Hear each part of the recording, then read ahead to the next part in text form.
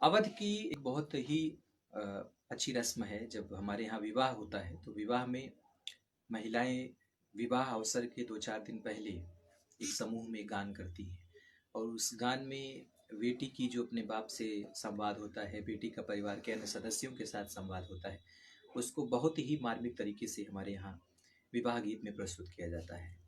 उसी विवाह गीत का एक गीत मैं आपको यहाँ पर सुना रहा हूँ, जिसके बोल है, सोवत रहली मैं माई जी की कुरवा। सोवत रहली मैं माई जी के कोरवाय रे, उचटी गई निदिया मोर हो। के करा दुआरे माई बाजेला बाजन, के कर रचल बियाह हो।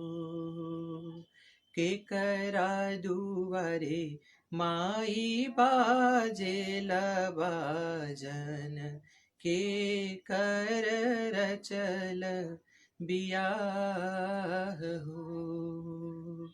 तुही बेटी आऊर, तुही बेटी बाऊर, तुही बेटी चतुर सयान हो।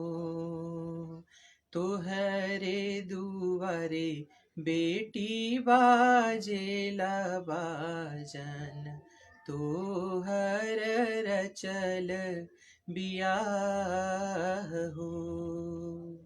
नाही सीखे मैया मैं गुनवा सहुरवाय रे, नाही सीखे राम रसोई हो।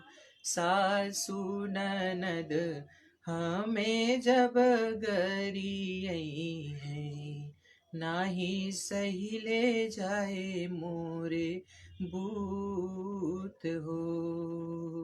सीखी ले हु बेटी तू त गुनवा सहुरवाय रे, सीखी ले हु राम रसोई हो। सासु ननद तो है जब गरियई है, अरे सही ले हु अचरा पसार हो।